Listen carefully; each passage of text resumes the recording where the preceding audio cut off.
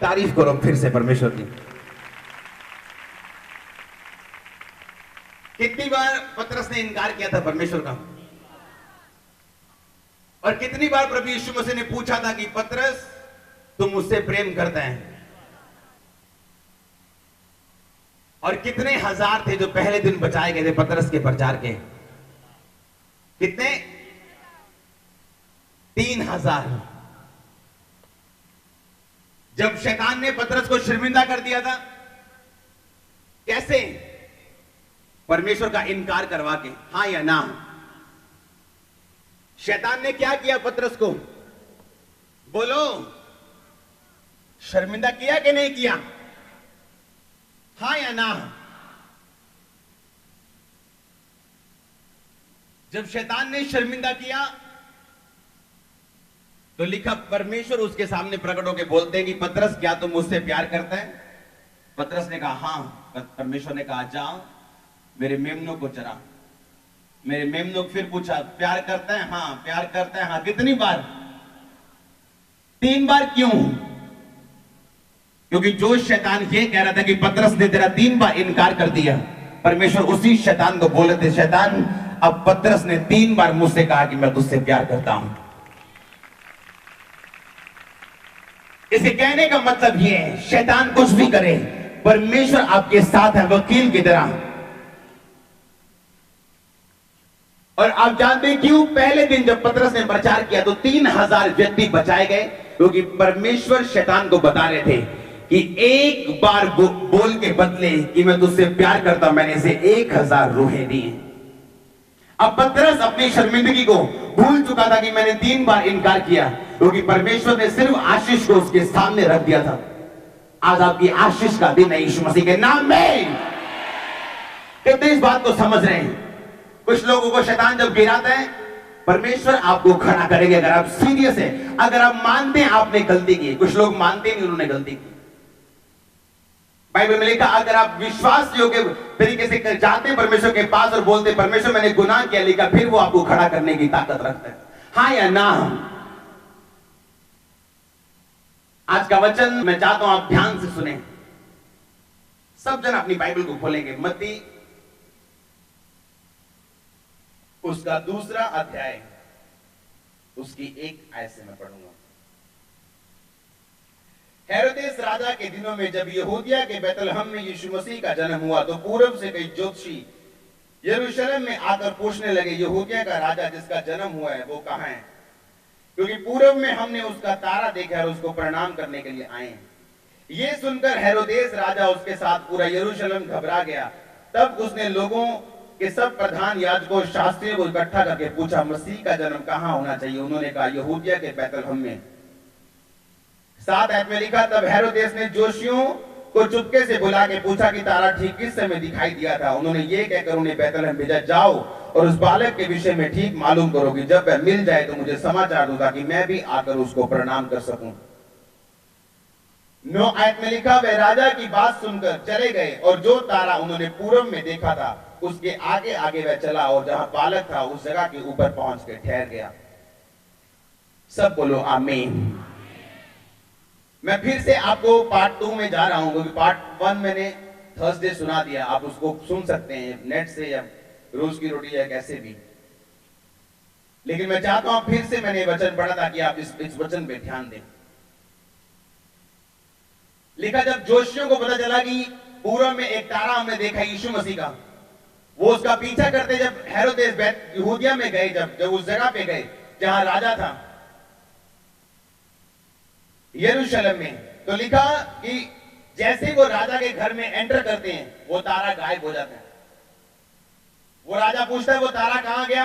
कहते हैं हमने पूर्व में तारा देखा। जैसे लिखा वो घर से फिर निकलते हैं, वो तारा उनको नजर आना शुरू होता है। मैंने आपको पहले बताया था, अगर आप मसीह में, आपका तारा लोग देख पाएंगे लेकिन कब पकड़ नहीं पाएंगे, आपको डाउन नहीं कर पाएंगे यीशु मसीह के नाम में। अब मेरी बात सुनो ध्यान से, क्योंकि परमेश्वर की पावर जो है वो महासामर्थी है। हां या ना? अगर आपका हां ऊंचा है तो ये पावर आपकी लाइफ में काम करेगी। सच कह रहा हूं मैं, आमीन। लेकिन बाइबल में लिखा, परमेश्वर ने जैसे ही लिखा वचन में कि जैसे ही वो उस घर से निकलते हैं वो तारा फिर से नजर आना शुरू होता है। पहले वो तारा क्या होता था? गायब हो गया था। लेकिन जैसे वो घर से निकले तारा फिर नजर आना शुरू हुआ।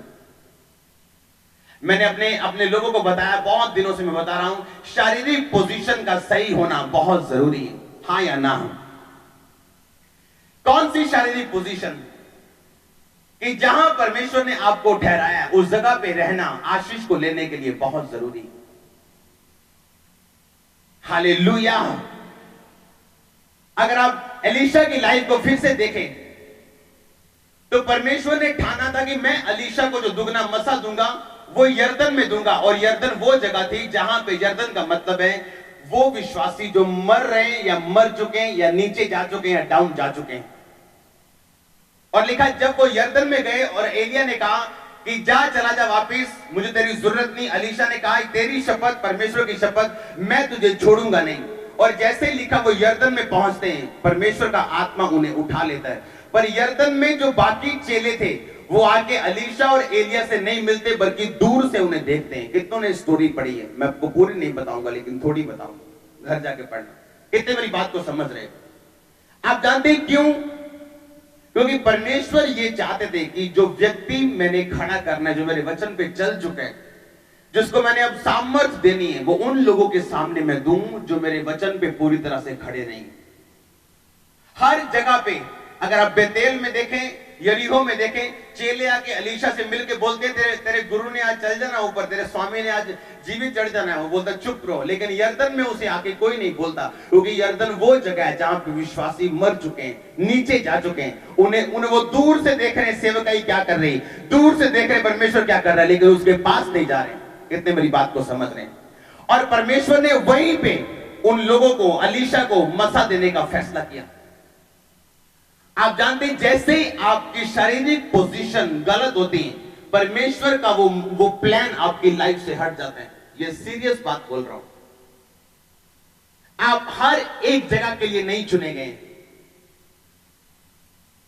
आप जानते हैं कई लोगों को मैंने ताजमहल घूमते देखा है। कितने मेरी बात समझ रहे हैं? अगर आप मुझे पूछेंगे, मैं वहां पे कभी घूमने नहीं जाऊंगा।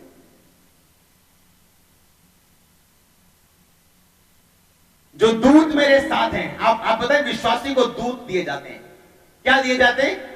हर विश्वासी को दूत दिए जाते हैं। बाइबल बताती है, आप एक बात को ध्यान रखो।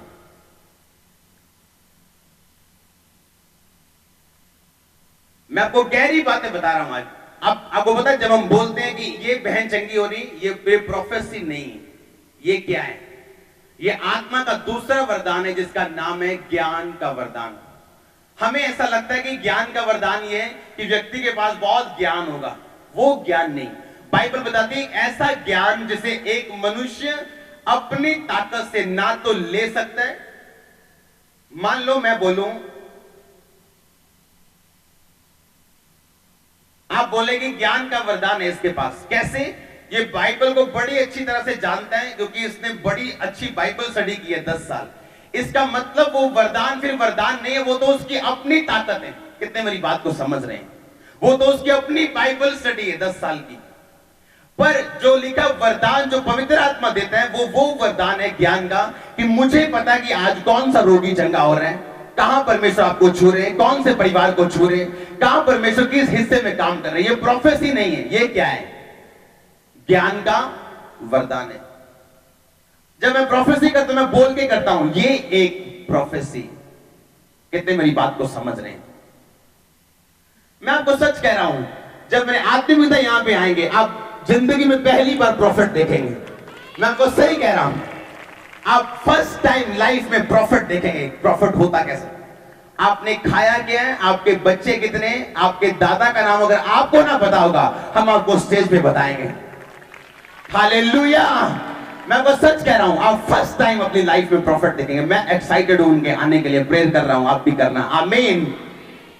मैं आपको बता रहा हूं कि नॉलेज जो है, जो वचन का वरदान है, जो ज्ञान का वरदान है, वो आपको फ्री करते हैं। लेकिन हमें ये समझने की जरूरत है, जैसे ही बाइबल में लिखा वो उस घर में पहुंचे, तारा गायब हो गए।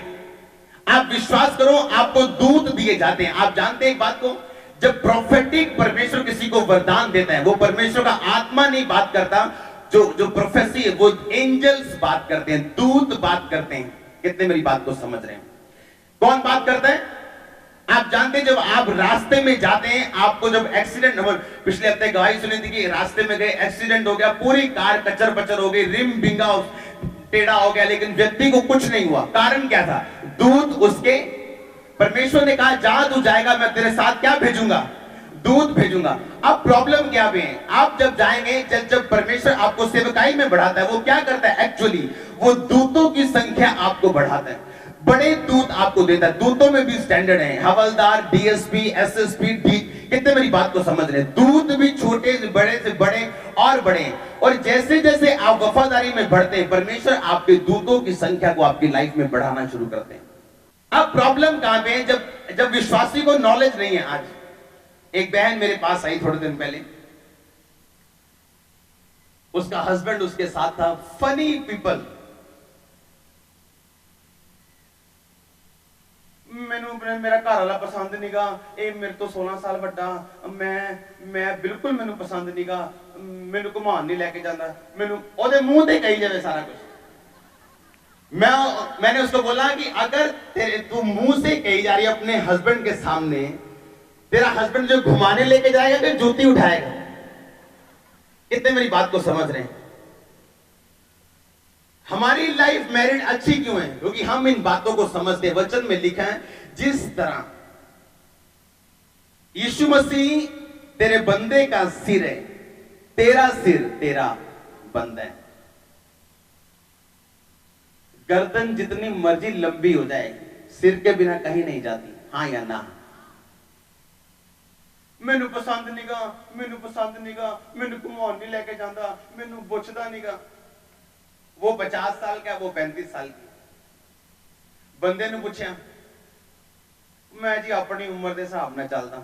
मैं कहा तेनू वाइफ की उम्र के हिसाब नाल चलना चाहिए। कितने मेरी बात को समझ रहे हैं? मोस्टली घरों में जो प्रॉब्लम है वो सिर्फ वचन के ना होने की वजह से। हालेलुया। जब आप फेथ में होते हैं, आपको पता है कि परमेश्वर ने आपको आपकी वाइफ, आपका हस्बैंड दिया। आपकी लाइफ धरती पे हेवन होती है यीशु मसीह के नाम में। ये सच्ची बात है। आप जब समझ जाते हैं कि ये मेरा पूरक है, ये मेरा हेल्पर है, मिनिस्ट्री में मैं बड़ा हूं मैरिज के बाद। कितने इस बात को समझते हैं? अपनी पर्सनल लाइफ में मैं आशीषित हुआ हूं शादी के बाद। कितने इस बात को समझ रहे? मैरिज रुकावट नहीं है, लेकिन रुकावट क्या है? वर्ड ऑफ जो नॉलेज है, जो वर्ड की नॉलेज है, वो ना होना। हालेलुया। आप बिलीवर हैं, आप विश्वासी हैं। आप अगर आज मैं बोलूं चलो मेरे साथ आप एक बीमार पे हाथ रख के प्रेयर करो, मैं आपको बोल रहा हूं बीमार चंगा होगा। विश्वासी को अधिकार दिए गए, तो जिस रोगी पे हाथ रखेगा रोगी चंगे होंगे। फिर आपको चर्च आने की जरूरत क्या है? अगर आप भी हाथ रख के रोगी चंगे कर सकते हैं तो विश्वासी को अधिकार है। मैं आपको बोल रहा हूं, कितने मेरी बात को समझ रहे हैं? लेकिन चर्च में आप क्यों आते हैं? ताकि आप वर्ड को समझ सकें कि परमेश्वर वचन में से हमको क्या कहने की कोशिश कर रहे हैं। और बाइबल बताती है, जब आप वचनों को ध्यान से समझ जाते हैं तब आप आजादी में जाना शुरू होते हैं। आमीन। जब वचन नहीं पता फिर आप सफर करेंगे, फिर आपकी रोज की लाइफ एक बेकार लाइफ होगी, सब कुछ होने के बावजूद भी। आमीन। बाइबल बताती है जब एक दूत मसीह में आता है, उसको थोड़े दूत दिए जाते हैं, 1 2 3 4 जितने परमेश्वर चाहे। लेकिन बाइबल बताती है दूत जो है वो अट्रैक्ट होते हैं तब आपकी लाइफ की तरफ, जब आप वचन के एडिक्टेड हैं, जब आप बाइबल को बहुत ध्यान से और रोज पढ़ते हैं, जब वचन का आप रोज मनन करते हैं, वो दूतों की संख्या परमेश्वर आपकी लाइफ में बढ़ाते जाते हैं। हालेलुया। बिना दूतों के कोई भी प्रोटेक्शन नहीं। जब आप उन जगहों में एंटर करते हैं, वो दूत जो आपके साथ आपको छोड़ के चले जाते हैं, और फिर जब आप जाते हैं कार में, आप अपने सहारे जा रहे हैं, परमेश्वर के सहारे नहीं। आप जानते हैं दूत तब खुश होते हैं जब आपके होठों से हमेशा परमेश्वर के नाम को महिमा मिले, जब आप घमंडी ना हो, आपको अपने वरदानों पे बहुत मान ना हो, तो दूत आपसे खुश रहते हैं हमेशा। आप जानते हैं ऐसे दूत हैं ऊपर जिन्होंने अपने मुंह को ढांपा हुआ है, अपने परों से अपने मुंह को क्या किया हुआ है? उन्होंने इसलिए ढांपा हुआ है कि वो महासुंदर दूत हैं, और वो नहीं चाहते कि जब व्यक्ति उनकी ओर देखे तो वो उनकी शक्ल की और परमेश्वर की शक्ल का कंपैरिजन करे। नहीं चाहते, इसलिए वो दूत अपने अपने अपने मुंह को ढांक के रखते परों से, कि वो नहीं चाहते कि जब लोग उनकी ओर देखें तो वो लोग ये बोले कि ये दूत तो परमेश्वर के जैसा लगता है। वो नहीं चाहते अपना कंपैरिजन परमेश्वर के साथ करना, वो इतने नम्र दूत है। कितने मेरी बात को समझ रहे हैं? मैं आपको डीप चीजें बता रहा हूं, बताओ या ना बताऊं? चलेगा ना? ये चीजें आपके लिए जरूरी। आपकी जब लोकेशन खराब होगी, आपकी जब शारीरिक लोकेशन वचन के मुताबिक गलत हो जाएगी, दूत आपको छोड़ के चले जाएंगे। फिर आप बोलेंगे एक्सीडेंट हुआ और डेथ हो गई, फिर आप बोलेंगे ये हो गया वो हो गया, परमेश्वर कहां था, वचन कहां था? आप नहीं जानते जहां कई ऐसे प्लेसेस जहां आप विजिट करते हैं घूमने के नाम पे, वो आपकी स्पिरिट के लिए कैंसर से भी बड़ी बीमारी है। हालेलुया। आप हर जगह नहीं जा सकते। हालेलुया। मैंने कहा आप हर जगह नहीं जा सकते अगर आप चाहते हैं कि वो तारा गायब ना हो, वो प्रेजेंस गायब ना हो, हजूरी आपकी जिंदगी में परमेश्वर की गायब ना हो। अकेले चलना चाहते हो कि परमेश्वर के साथ चलना चाहते हो? बताओ। अपने बिजनेस में दूध देखना चाहते हो, अपने घराने में अपनी सेवकाई में देखना चाहते हो, या अकेले चलना चाहते हो? दूतों के साथ आपको चलना पड़ेगा। उसने लिखा, उसने ये लिखा मैं अपनी आत्मा को भेजूंगा, मैं अपने दूतों को भेजूंगा। छोटा छोटा काम करने उसकी आत्मा क्यों आएगी?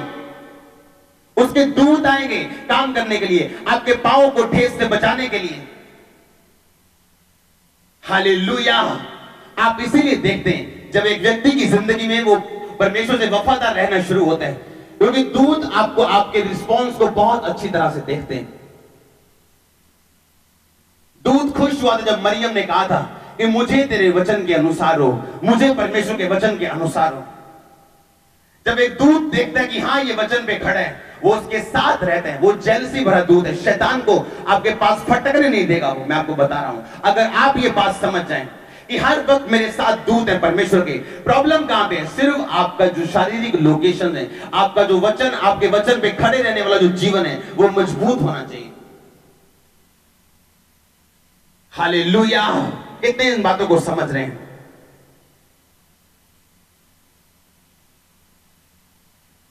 मैं चाहता हूं आपको गहराई में लेके जाना परमेश्वर के वचन की, कि आपको पता हो आप जहां जा रहे हैं, परमेश्वर के दूत आपके साथ जा रहे हैं।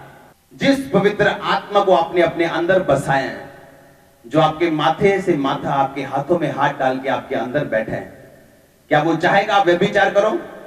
फिर वो आपके अंदर रहेगा? वो चोरी करने के वक्त उन जिन हाथों को आप इस्तेमाल करोगे, क्या वो आपके अंदर रहेगा? फिर कितने मेरी बातों को समझ रहे हैं?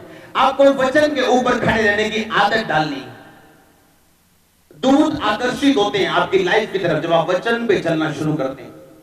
वो संख्या बढ़ती जाती, जैसे जैसे दूतों की संख्या बढ़ती जाती, अनुग्रह आपकी लाइफ पे बढ़ता जाता है, ग्रेस बढ़ती जाती, सेवकाई बढ़ती जाती, जो कुछ आपके साथ है वो बढ़ता जाता है, क्योंकि दूत आपके, परमेश्वर आपके साथ रहता है हमेशा। आज 90% प्रॉब्लम्स शैतान की वजह से नहीं, ज्ञान ना होने की वजह से। आज लोग, मैं आपको फिर बता रहा हूं, शैतान को ज्यादा सोचते हैं। कोई भी नया व्यक्ति प्रेयर करेगा वो खेलेंगे, क्यों? क्योंकि उनको बताया गया कि दुष्ट आत्मा के कारण ये सब कुछ। हन्ना को दुष्ट आत्मा थी, बताओ? नहीं, आप बात नहीं कर रहे, पीछे बोलो हाँ या ना। दुष्ट आत्मा थी हन्ना को, तब बेटा नहीं हो रहा, तब बच्चा नहीं हो रहा ना, है? क्या था उसको? किसने बंद किया था उसकी कोख को? परमेश्वर ऐसे काम करते हैं? बाइबल में क्या लिखा है? बोलो। कहता यहोवा ने उसकी कोख को क्या कर दिया था? दो तरह की सच्चाई है, एक सूर्य एक चंद्रमा, दो तरह की ज्योतियां बनाई परमेश्वर ने।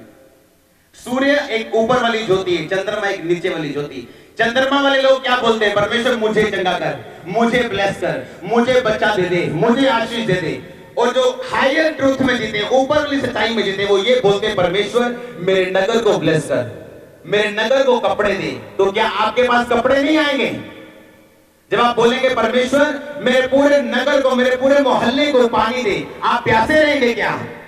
दो तरह की सच्चाई में आप जीते, एक ऊपर वाली एक नीचे वाली। परमेश्वर मुझे चंगा कर, मुझे चंगा कर, मुझे बच्चा दे दे। मेरी सौतन चढ़ाती, सासू चढ़ाती, सास चढ़ाती, ये चढ़ाता है, वो चढ़ाते हैं। लेकिन एक व्यक्ति जब हन्ना ने ये सोच लिया कि मैं नीचे वाली सच्चाई में आजाद नहीं हो रही हूं, उसने ऊपर वाली सच्चाई पकड़ी, परमेश्वर अगर तू मुझे दे ये बच्चा मैं तुझे दे दूंगी। और उसके और भी हुए 1 2 3 4 5। कितने मेरी बात को समझ रहे हैं? जब आप कहेंगे परमेश्वर मुझे चंगा कर, चंगा कर, अगर नहीं चंगाई मिल रही तो बोलो परमेश्वर मुझे चंगा कर, लेकिन अब मैं तेरी सेवा करूंगा, तेरे सुसमाचार को लेके जाऊंगा। भूल जाओ चंगाई को, चंगाई आपके पास होगी यीशु मसीह के नाम में। ये आपकी मर्जी, आप किस सच्चाई में जीना चाहते हैं। एक ऊपर की सच्चाई है, एक नीचे सच्चाई है। एक ज्योति है जो कम चमकती है, एक ज्योति है जो ज्यादा चमकती। आप कौन सी ज्योति में जीना चाहते हैं? आप किस तरह से परमेश्वर को बताना चाहते हैं? हालेलुया। एक व्यक्ति जो मांग रहा है परमेश्वर मुझे बिजनेस दे। एक बहन की गवाही मुझे बहुत अच्छी लगी। उसने कहा मैं प्रेयर रूम बनाना चाहती थी, प्रेयर रूम, मुझे परमेश्वर प्रेयर रूम चाहिए। कहती प्रेयर रूम बनाते बनाते 3 मंजिली कोठी बना दी मैंने। आपकी इंटेंशंस क्या है? आपका मोटिव क्या है? मांगने का तरीका क्या है? कुछ लोग एक घर मांग रहे, मैंने लोगों को देखा, सेवकों को देखा 2 मरले का घर लेने के लिए स्ट्रगल करते हुए। मैंने तो बोला कि आप सेवकाई की ओर ध्यान क्यों नहीं देते हैं? आप प्रभु की ओर ध्यान क्यों नहीं? छोड़ो घर को, परमेश्वर के घर की ओर देखो, देखो फिर परमेश्वर आपको क्या देते हैं। हालेलुया। आज आपको ऊपर की सच्चाई में जीने की जरूरत है। जब आप बोलते हैं जब मेरे जीवन में चंगाई मांगते थक गया मैंने फैसला कर लिया मैं सेवा करूंगा। जिस दिन फैसला किया मैं सेवा करूंगा, चंगाई की तरफ भूल गया। चंगाई ऐसे मिली आप सोच भी नहीं सकते, सेकंड में, घंटों में, जिसके लिए मैंने सालों वेट की, सालों इंतजार किया। अपने पड़ोसी को बोलो परमेश्वर से प्रेम कर। आमीन। उसके वचन से प्रेम कर। आमीन। कितने इस वचन को समझ रहे हैं? सच में अपने हाथों को उठाना। बाइबल में लिखा है जब एक व्यक्ति को परमेश्वर ने चंगा किया तो परमेश्वर ने कहा अपने गांव में भूल कर भी पैर ना रखना। पढ़ा है वचन के? नहीं पढ़ा। परमेश्वर ने कहा कि अपने नगर में फिर से पांव भी मत रखना। क्यों? ऐसा क्यों कहा परमेश्वर ने? आप जानते हैं कुछ मोहल्ले ऐसे हैं, कुछ नगर ऐसे जहां से आप निकले हो, जहां पे आप शराब पीते थे, गंदे काम करते थे। परमेश्वर ने कहा वहां पे वापस मत जाओ, ये सोच के कि आप मजबूत हैं। कितने मेरी बात को समझ रहे हैं? उन दोस्तों के पास मत जाओ ये सोच के कि आप मजबूत हैं। परमेश्वर ने कहा तुम्हें पांव भी वहां पे नहीं रखना है। हालेलुया। परमेश्वर ने कहा चला जा और उस गांव में, उस नगर में पांव भी मत रखना। मैं आज भी जानता हूं जिस घराने से, जिस नगर, जिस मोहल्ले से मैं निकला हूं, जिन दोस्तों के साथ मेरा उठना बैठना, परमेश्वर ने कहा था वहां पे जाना ही नहीं। अपनी चौकसी रखनी है। आमीन। जो परमेश्वर ने आपको दिया उसे बचा के, उसे बना के रखो। आमीन।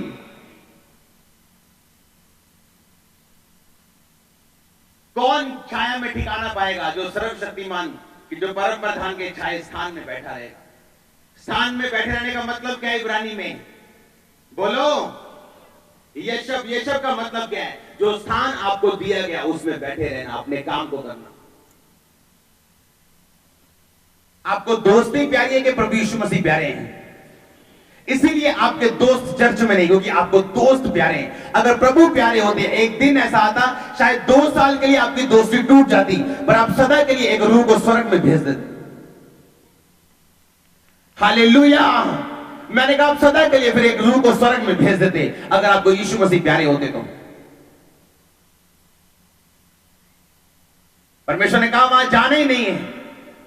जो शारीरिक स्थान आपके आत्मिक स्थान को कमजोर करे, आपकी आत्मिक जिंदगी को कमजोर करे, फिर से आपका ध्यान आपकी पुरानी जिंदगी में नशों में जाए। परमेश्वर ने अब्राहम को ब्लेस करना बोला था, अपने नगर कुटुंब को छोड़ के वो स्थान में चला जा, उस देश में चला जा जो मैं तुझे दिखा रहा हूं, और फिर मैं तुझे आशीषित करूंगा। परमेश्वर इमोशनल नहीं है। आमीन। वो बोल सकता परमेश्वर यहीं पे ब्लेस कर दो, आप तो परमेश्वर हो। आप तो कुछ भी कर सकते हो, आपको क्या बंधन है, आपको क्या प्रॉब्लम है, यहीं पे ब्लेस कर दो। परमेश्वर ने कहा नहीं, पहले अपने नगर को छोड़ के वहां जा, जो जगह मैं तुझे दिखा रहा हूं। हालेलुया। जो जगह मैं तुम्हें दे रहा हूं, परमेश्वर ने कहा वहां जा और मैं तुझे आशीषित करूंगा। जब एक कुम्हार घड़े को बनाता है, वो उस मिट्टी से उसे अलग करता है कि उसी ग्राउंड में घड़ा बना देता है, कि उसी जमीन में खड़ा बनाता है, वो जिस जमीन से मिट्टी निकालता है, कि अलग करता है उसे। बोलो, अलग करता है कि नहीं करता? साफ करता है कि नहीं करता? वट्टे निकालता है, रोड़ी निकालता है कि नहीं निकालता? गंदगी निकालता है कि नहीं निकालता? पानी से बपतिस्मा देता है कि नहीं देता? हालेलुया। बिना गीला किए बना सकते हो क्या उसे? बपतिस्मा लिए बिना क्या चल सकते हो परमेश्वर में? सोचते हो नशा छोड़ दूं फिर बपतिस्मा लूंगा? ऐसा क्या करोगे जो परमेश्वर को बताओगे मैं साफ होके आया हूं? परमेश्वर के पास आओ, बोलो परमेश्वर मुझे साफ कर। ये ना बोलो साफ होके बपतिस्मा लूंगा। आप परमेश्वर को बोल रहे हो मैं साफ होके आपके पास आया था। बपतिस्मा ले लो, ले लो। साफ वो करेगा आपको यीशु मसीह के नाम में। जब कुम्हार घड़े के लिए मिट्टी निकालता है ना जमीन में से, पहले वो अलग होती, जमीन वही की वही है बाकी मिट्टी के साथ, लेकिन जिस मिट्टी को परमेश्वर ने बनाना है वो उसे अलग करते हैं। उस मिट्टी को अलग करके साफ करते हैं, उसे छानते हैं, उसे महीन करते हैं, उसमें से रोड़ी वट्टे निकालते हैं, उसको पानी देता है, उसको बपतिस्मा देते हैं, फिर उसे रखते हैं, फिर उसे सुखाते हैं, फिर घड़ा बनता है। ऐसा है मसीह जीवन। आमीन। जब घड़े को सूखने के लिए उस दीवार पे लगाया जाता है ना ऊपर धूप में, तो घड़ा बोलता है मैं क्यों आया यहां पे? परमेश्वर ने मुझे सूखने के लिए डाल दिया, धूप में डाल दिया। लेकिन घड़ा ये भी जानते हैं कि जब सूखने के बाद मैं तैयार होऊंगा तो मेरी डिमांड होगी इस मिट्टी की नहीं। हालेलुया। आज वचन पे चलना है आपको, आज। आमीन। कोई प्रॉब्लम नहीं। लोग क्या कहते हैं, क्या कहेंगे लोग? सबसे बड़ा रोग क्या है? लोग क्या कहेंगे। इसका मतलब ये नहीं आप नशे करो और बोलो और लोग क्या कहेंगे कोई परवाह नहीं। नहीं नहीं नहीं, मैं आपको ये बात नहीं बोल रहा हूं। यीशु मसीह के नाम में अगर लोग आपको बोले, मैं ये बात आपको बोल रहा हूं। जब घड़े को निकालते हैं उसमें से अशुद्धियां दूर की जाती हैं, उसमें से सिर्फ मिट्टी को उसको छाना जाता है। जब परमेश्वर आपको दुनिया से निकाल लेता है, फिर सवाल जवाब मत करो कि परमेश्वर दर्द क्यों हो रही है, प्रॉब्लम क्यों हो रही, विरोध क्यों हो रहा है। आप जानते हैं परमेश्वर ने मुझे इस चर्च में 4000 चेयर्स बढ़ाने के लिए बोला, और परमेश्वर ने कहा मैं 4000 और व्यक्ति भेज रहा हूं चर्च में 1 महीने के अंदर। हालेलुया। हम जानते हैं हम कहां जा रहे हैं। आज लोग हैरान होते जब वो मुझे देखते हैं कि आप किसी की खिलाफत क्यों नहीं करते, वो आपकी कलीसिया में ये कर रहे हैं, वो ये कर रहे हैं। मैंने बोला मेरी कलीसिया परमेश्वर की ओर से, ये परमेश्वर की है, मेरी नहीं। तो मैं लोगों के लिए भी नहीं खड़ा हूं, परमेश्वर के लिए खड़ा हूं। तो परमेश्वर जाने और लोग जाने, मेरा काम है प्रचार करना, लोगों से मिलना, उन्हें ब्लेस करना जो परमेश्वर ने मुझे दिया है। बाकी काम परमेश्वर का है। इसलिए मैं कह रहा हूं हम और आप बढ़ने जा रहे हैं यीशु मसीह के नाम में। हालेलुया। परमेश्वर आपको अनुग्रह देते जब वचन पे चलना शुरू करते हैं। आप मत कंप्लेंट करो जब आपको मिट्टी आपको निकाले, वो उस ग्राउंड से आपको निकाले जहां सब बसते हैं, जहां सब आपके रिश्तेदार हैं, जहां सब लोग आपको देखते हैं कि आप सिर्फ एक ही हैं जो दीवार पे लगे हो, सूख रहे हैं। आपको परमेश्वर ने चुना है मसीह होने के लिए। सूख जाओ, अच्छे बन जाओ, घड़े बन जाओ, वो मिट्टी वो बर्तन बन जाओ जो परमेश्वर को पसंद है। मैं आपको बोल रहा हूं, आपकी ओर देख के लोग जरूर सुसमाचार पे विश्वास करेंगे। जब वो आपकी ओर देखेंगे जरूर पूछेंगे मैंने चर्च जाना है, कहां पे तेरी चर्च बता। हालेलुया। लेकिन आपको इस बात की समझ रखनी कि आप विश्वासी, आप वो सब कुछ नहीं कर सकते जो लोग कर सकते हैं। आपके पास फिर वो होगा जो लोगों के पास नहीं। आज पूछो किसी व्यक्ति को, अगर उसको कैंसर हो जाए, उम्र आधा तो तभी मर जाए जब डॉक्टर बताते कैंसर हो गया तेरे को। पर एक विश्वासी को पूछो, जैसे डॉक्टर बताए कैंसर है, बोलता चलो चल बुढ़िया कहती है ना इतना खानू है नहीं कैंसर कुंसर कोई, असि प्रे करांगे। कारण क्या है? आप विश्वासी हैं, आपको कॉन्फिडेंस है परमेश्वर आपके साथ। आपको कॉन्फिडेंस है कि विश्वासी 7 बार के लिए फिर खड़ा हो सकता है, धर्मी 7 बार के लिए परमेश्वर से फिर खड़ा करेंगे। आप जानते हैं आपकी लाइफ में जो हो रहा है वो गवाही पैदा करने के लिए हो रहा है, लेकिन अविश्वासी नहीं जानता। क्योंकि वो हर जगह जाना उसको पसंद है, आपको नहीं, मुझको नहीं। आमीन। आपको नहीं और मुझको नहीं। हम जानते जो दूत हमारे साथ है वो जेलसी वाले दूत हैं, वो जेलसी वाले दूत हैं, वो जेलसी करते हैं अगर आप परमेश्वर के अलावा। कितने मेरी बातों को समझ रहे हैं? आज परमेश्वर आपको पक्के विश्वास में डालना चाहता है, एक ऐसा विश्वासी जो बीमारी में रह के भी परमेश्वर की महिमा कर सकता हो और फिर चंगाई में परमेश्वर की गवाही भी वो देगा जरूर। वो विश्वासी जो खड़ा है अपने वचन पे, परमेश्वर के वचन पे, जो चंगाई के पीछे नहीं है। आप जानते हैं चर्च में जितनी गवाहियां चंगाई की आ रही पहले कभी नहीं थी आई। क्रिपल्स लोग चल रहे हैं, सब लोग देख रहे हैं, गवाहियां दे रहे हैं, लेकिन वर्ड डीप होता जा रहा है। और ये मेरे लिए ब्लेसिंग का कारण है और आपके लिए भी, कि जब आप समझ जाएं कि हाँ मेरे साथ दूतों की प्रेजेंस है। और ऐसी जगह जहां बाइबल में लिखा नहीं जाना, अगर मैं वहां जाऊंगा तो मैं अकेला जा रहा हूं, फिर जाने के लिए सोचना कि मैं अकेला हूं, परमेश्वर मेरे साथ नहीं। परमेश्वर की आत्मा की आने की आवाज आती है, जाने की नहीं आती। हालेलुया। जब बल्ब जब उसको बंद करते तो तब भी वो गर्म होता है, ठंडा 1 घंटा 2 घंटे बाद होता है। अपने हाथों को उठाओ, फिर से एक वायदा करो परमेश्वर के साथ, अगर तूने मुझे परमेश्वर इस मिट्टी से अलग किया बर्तन बनाने के लिए, तो मैं उस प्रोसीजर से, उस तैयारी से निकलने के लिए तैयार हूं।